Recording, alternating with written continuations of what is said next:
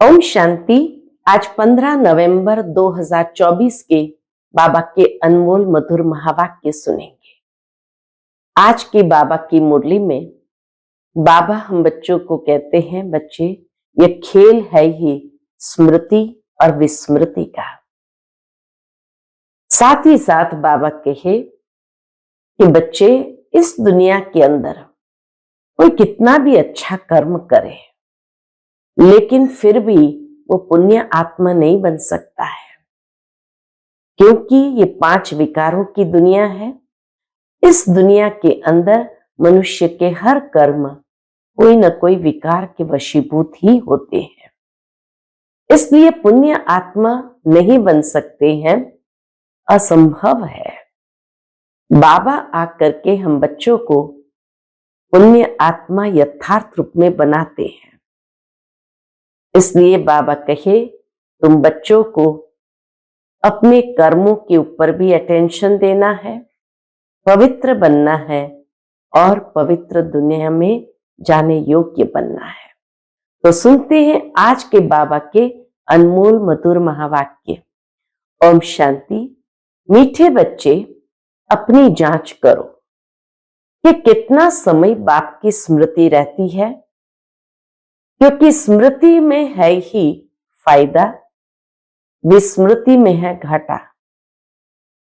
आज की मुरली से प्रश्न है, इस पाप आत्माओं की दुनिया में कौन सी बात बिल्कुल असंभव है और क्यों?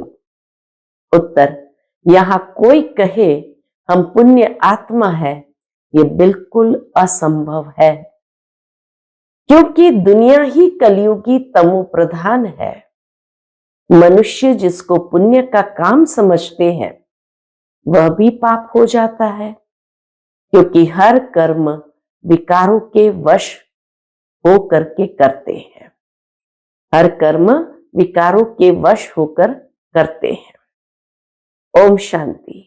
यह तो बच्चे समझते होंगे, हम अभी ब्रह्मा के बच्चे, ब्रह्मा कुमार कुमारियां हैं, फिर बाद में होते हैं देवी देवता। यह तो तुम ही समझते हो, दूसरा कोई नहीं समझते।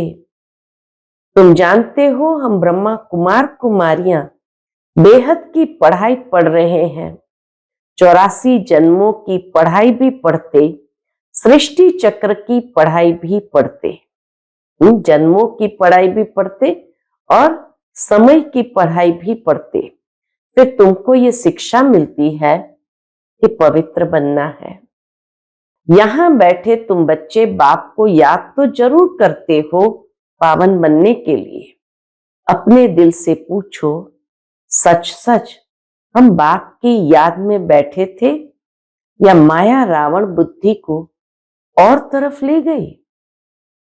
अपने आप ही महसूस करना है, रियलाइज करना है।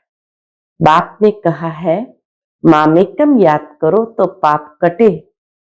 अब अपने से पूछना है, हम बाप की याद में रहे या बुद्धि कहां चली गई? स्मृति रहनी चाहिए कितना समय हम बाबा की याद में रहे, कितना समय हमारी बुद्धि कहां कहां गई। अपनी अवस्था को देखो, जितना टाइम बाप को याद करेंगे उससे ही पावन बनेंगे। जमा और ना का भी पोतामेल रखना है, कितना जमा हुआ कितना माइनस हुआ ना हुआ उसका भी बाबा कहे पोतामेल रखना है। आदत होगी तो याद भी रहेगा, लिखते रहेंगे। डायरी तो सबके पॉकेट में तो रहती ही है। बाबा के मनुष्य डायरी तो अपने पॉकेट में रखता ही है। जो भी व्यापार वाले होते हैं उन्हों की है हद की डायरी और तुम्हारी है बेहद की डायरी। तो तुमको अपना चार्ट नोट करना है। बाप का फरमान है, धंधा आदि सब कुछ करो, परंतु कुछ समय निकाल मेरे को याद करो। अपने पोतामिल को देखो, फायदा बढ़ाते जाओ, घाटा न डालो। तुम्हारी युद्ध तो है ना, सेकंड में फायदा, सेकंड में घाटा, झट मालूम पड़ता है हमने फायदा किया या घाटा। तुम व्यापारी हो ना, कोई विरला या व्यापार करे। स्मृति से है फायदा, विस्मृति से है घाटा। यह अपनी जांच करनी है। जिनको उच्च पद पाना है उनको तो ओना रहता है। क्या होना रहता है? देखे हम कितना समय विस्मृति में रहे। यह तो तुम बच्चे जानते हो, हम सब आत्माओं का बाप पतित पावन है। हम असुल आत्माएं हैं, अपने घर से यहां आए हैं। ये शरीर लेकर पाठ बजाते हैं। शरीर विनाशी है, आत्मा अविनाशी है। ये ज्ञान तो बच्चों को जरूर है ही है। संस्कार भी आत्मा में रहते हैं।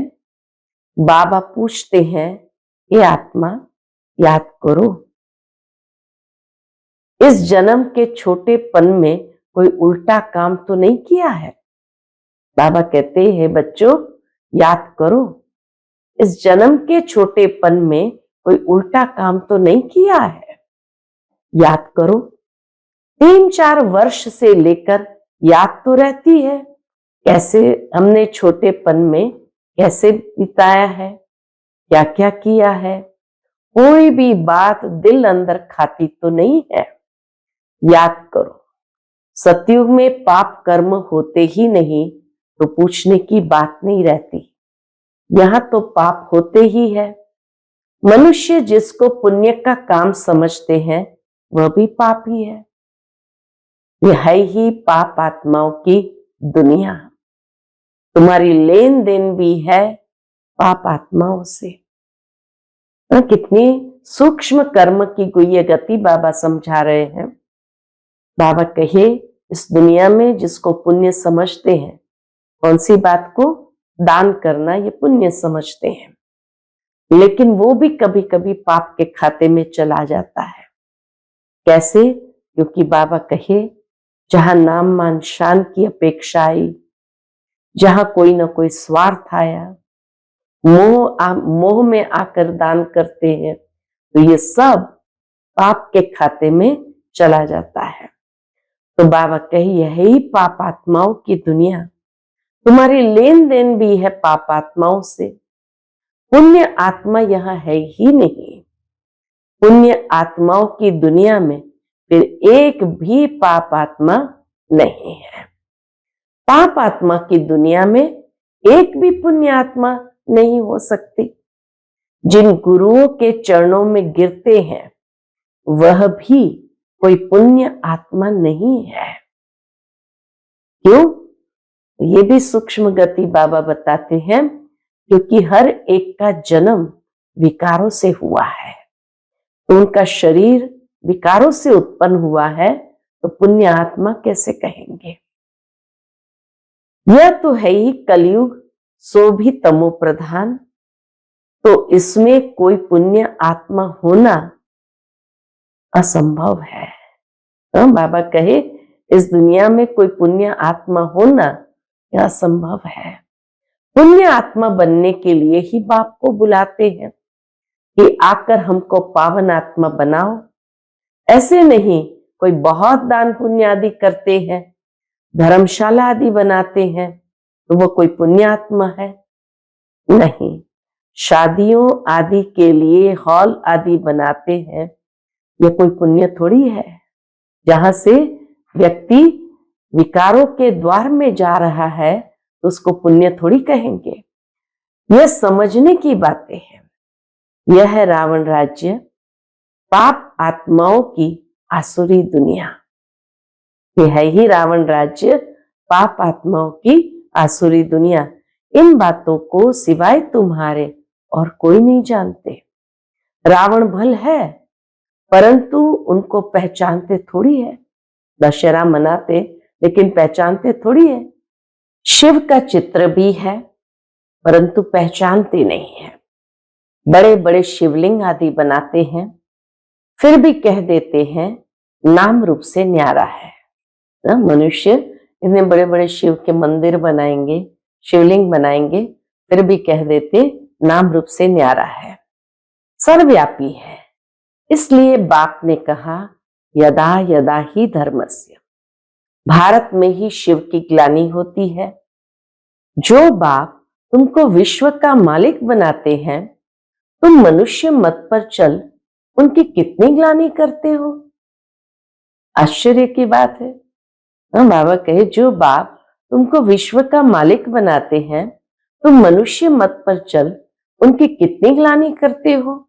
मनुष्य मत और ईश्वरीय मत का किताब भी है ना, यह तो तुम ही जानते हो और समझाते हो।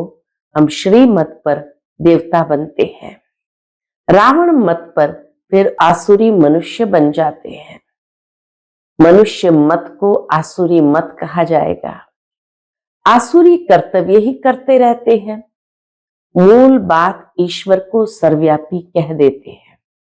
मूल बात बाबा कहे यही समझानी है कि ईश्वर को सर्वव्यापी कह देते। कच्छ अवतार मच्छ अवतार तो कितने आसुरी चीची बन गए हैं। तुम्हारी आत्मा कच्छ मच्छ अवतार नहीं लेती, मनुष्य तन में ही आती है। अभी तुम समझते हो हम कोई कच्छ मच्छ थोड़ी बनते हैं, 84 लाख योनि थोड़ी लेते हैं। अभी तुमको बाप की श्रीमत मिलती है। क्या मिलती है? बच्चे, तुम 84 जन्म लेते हो। 84 और 84 लाख का क्या परसेंटेज कहेंगे? झूठ तो पूरा झूठ, सच की रत्ती नहीं। इनका भी अर्थ समझना चाहिए। भारत का हाल देखो क्या है। भारत सचखंड था, जिसको हेवन ही कहा जाता था। आधा कल्प है राम राज्य, आधा कल्प है रावण राज्य। रावण राज्य को आसुरी संप्रदाय कहेंगे। कितना कड़ा अक्षर है। रावण राज्य को आसुरी संप्रदाय कहेंगे तो बाबा कहे ये कितना कड़ा अक्षर है। आधा कल्प देवताओं का राज्य चलता है। बाप ने समझाया है Lakshmi Narayan the first, the second, the third कहा जाता है। जैसे एडवर्ड फर्स्ट सेकंड होता है ना, पहली पीढ़ी फिर दूसरी पीढ़ी ऐसे चलती है। तुम्हारा भी पहले होता है सूर्यवंशी राज्य, फिर चंद्रवंशी। बाप ने आकर ड्रामा का राज भी अच्छी रीति समझाया है। तुम्हारे शास्त्रों में ये बातें नहीं थी। कोई कोई शास्त्रों में थोड़ी लकीरें लगाई हुई है। लकीरें जितनी सत्यता, जैसे नजदीक, सत्य के नजदीक जैसे होती है। कोई कोई शास्त्र में थोड़ी लकीरें लगाई हुई है, परंतु उस समय जिन्होंने पुस्तक बनाया है उन्होंने कुछ समझा नहीं है। बाबा भी जब बनारस गए थे उस समय ये दुनिया अच्छी नहीं लगती थी। बाबा अपना अनुभव सुनाते, जब बनारस गए थे तो उस समय ये दुनिया अच्छी नहीं लगती थी। वहां सारी दीवारों पर लकीर बैठ लगाते थे। बाप ये सब कराते थे, शिव बाबा ये सब कराते थे, परंतु हम तो उस समय बच्चे थे ना। ब्रह्मा बाबा कहे मैं भी आध्यात्मिक जीवन में छोटा सा बच्चा ही था, पूरा समझ में नहीं आता था। बस कोई है जो हमसे ये कराता है, इतना महसूस था ब्रह्मा बाबा को थी कि कोई है जो हमसे ये कराता है। विनाश देखा तो अंदर में खुशी भी थी। रात में सोते थे तो भी जैसे उड़ते रहते थे, परंतु कुछ समझ में नहीं आता था।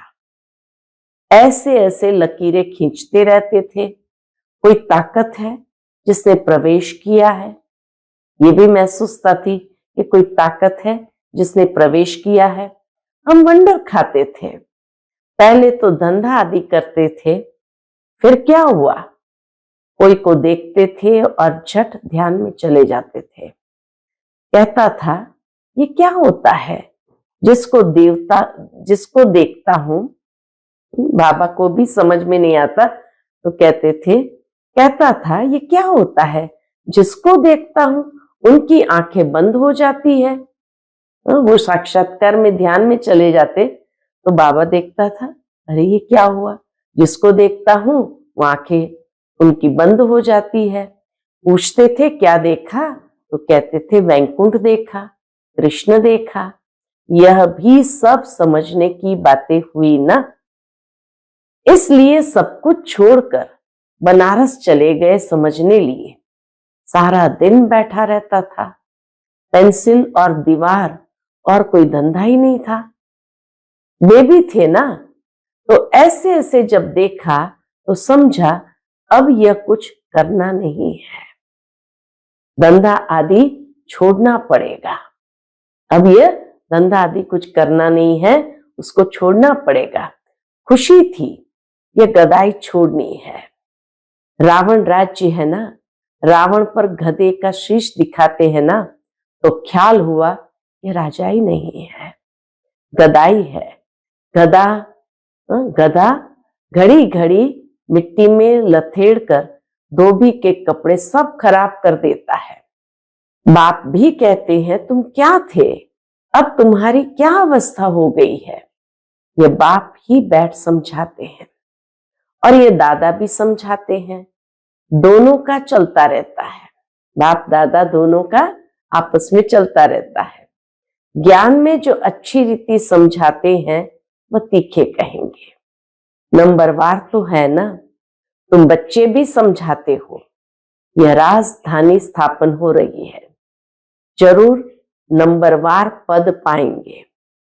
आत्मा ही अपना पाठ कल्प कल्प बजाती है, सब एक समान ज्ञान नहीं उठाएंगे।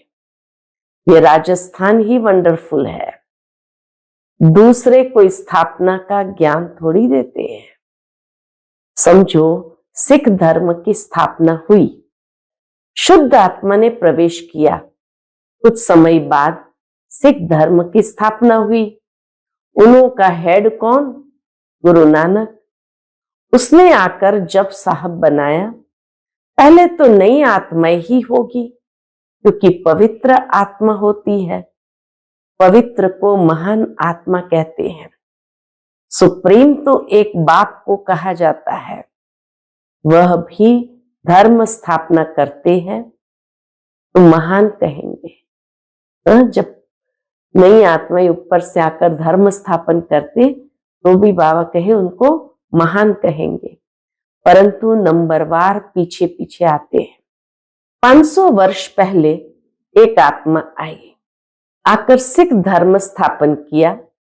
उस समय ग्रंथ कहां से आएगा, जरूर सुखमनी जब साहब आदि बाद में बनाए होंगे ना। क्या शिक्षा देते हैं, उमंग आता है तो बाप की बैठ महिमा करते हैं। वो लोग क्या शिक्षा देते हैं, बाबा कहे उनको उमंग आता है तो बाप की बैठ महिमा करते हैं। इसीलिए सिख धर्म में अधिकतर परमात्मा की महिमा बताई हुई है। बाकी ये पुस्तक आदि तो बाद में बनते हैं, जब बहुत हो पढ़ने वाले भी तो चाहिए ना। सबके शास्त्र पीछे बने होंगे, जब भक्ति मार्ग शुरू हो तब शास्त्र पढ़े, ज्ञान चाहिए ना। पहले सतो प्रधान होंगे, फिर सतो रजो तमो में आते हैं। जब बहुत वृद्धि हो तब महिमा हो और शास्त्र आदि बने। उस धर्म पिता की बाबा कहे जब बहुत हो वृद्धि हो जाती है तब उसकी महिमा आरंभ होती है और उनके शास्त्र आदि बने। नहीं तो वृद्धि कौन करे, फॉलोअर्स बने ना। सिख धर्म की आत्माएं आवे जो आकर फॉलो करे तो उसमें बहुत टाइम चाहिए। नई आत्मा जो आती है उनको दुख हो नहीं सकता, लॉ नहीं कहता। आत्मा सतो प्रधान से सतो रजो तमो में आवे तब दुख हो, लॉ भी है ना। यहां है मिक्सअप, रावण संप्रदाय भी है तो राम संप्रदाय भी है। अभी तो संपूर्ण बने नहीं है, संपूर्ण बनेंगे तो फिर शरीर छोड़ देंगे, संपूर्ण बनेंगे तो फिर शरीर छोड़ देंगे। कर्मातीत अवस्था वाले को कोई दुख हो न सके। वह इस छीछी दुनिया में रह नहीं सकते। वह चले जाएंगे, बाकी जो रहेंगे वह कर्मातीत नहीं बने होंगे।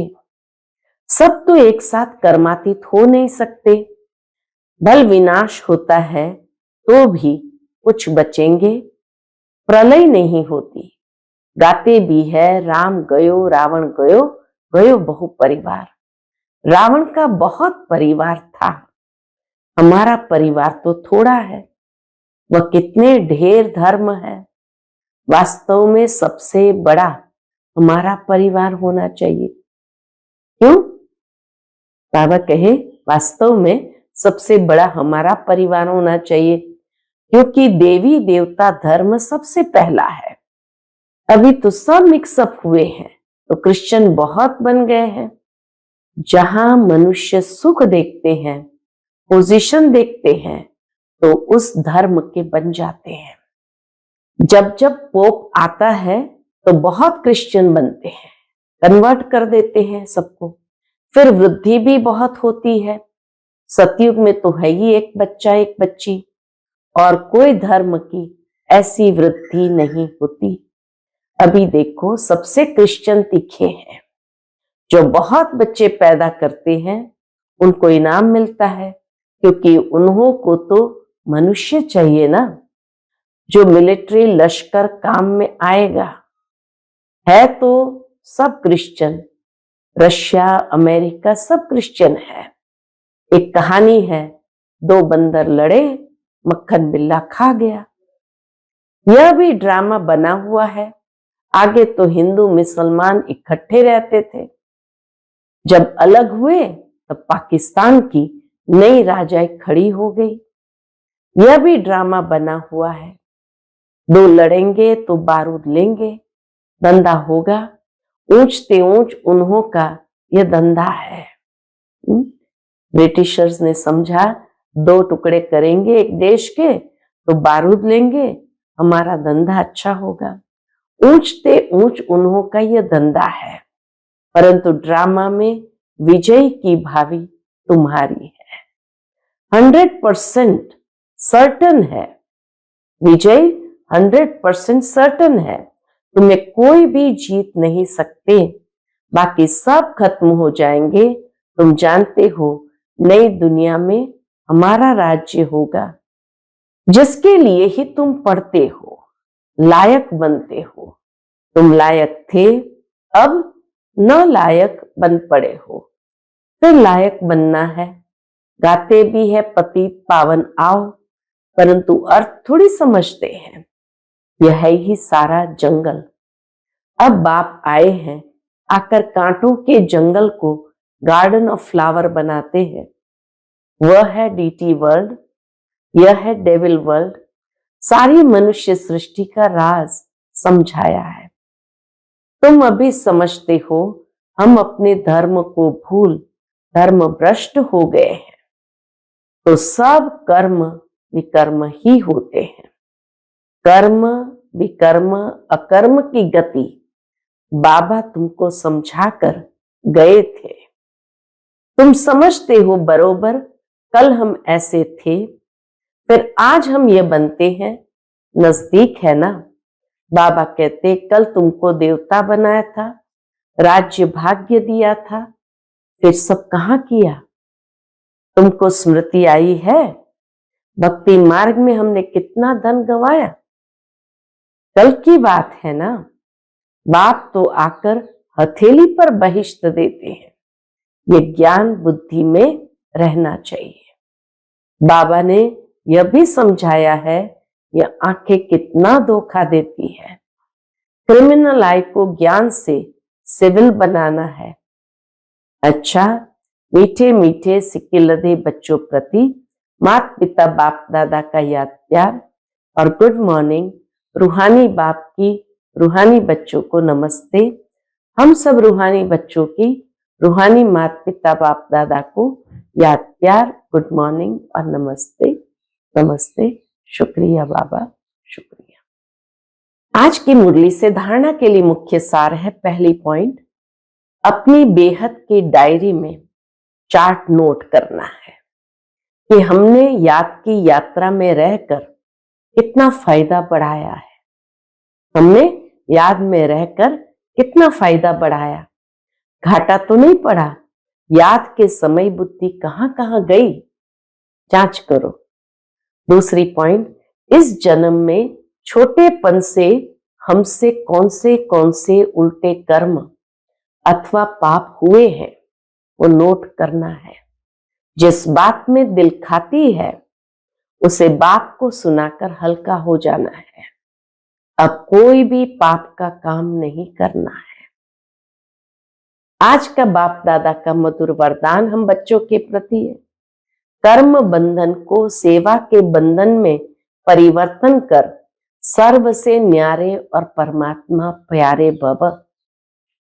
कर्म बंधन को सेवा के बंधन में परिवर्तन कर सर्व से न्यारे परमात्मा प्यारे भव। परमात्म प्यार ब्राह्मण जीवन का आधार है, लेकिन वह तब मिलेगा जब न्यारे बनेंगे। अगर प्रवृत्ति में रहते हो तो सेवा के लिए रहते हो, समझा? प्रवृत्ति में रहते हो तो बाबा कहे सेवा के लिए रहते हो। कभी भी ये नहीं समझो कि हिसाब किताब है, कर्म बंधन है, लेकिन सेवा है। सेवा के बंधन में बंधने से कर्म बंधन खत्म हो जाता है। सेवा भाव नहीं तो कर्म बंधन खींचता है। जहां कर्म बंधन है वहां दुख की लहर है, सेवा के बंधन में खुशी है। इसलिए कर्म बंधन को सेवा के बंधन में परिवर्तन कर न्यारे प्यारे रहो तो परमात्मा प्यारे बन जाएंगे। आज का स्लोगन है, श्रेष्ठ आत्मा वह है जो स्वस्थिति द्वारा हर परिस्थिति को पार कर ले। श्रेष्ठ आत्मा वह है जो स्वस्थिति द्वारा हर परिस्थिति को पार कर ले। अच्छा, ओम शांति।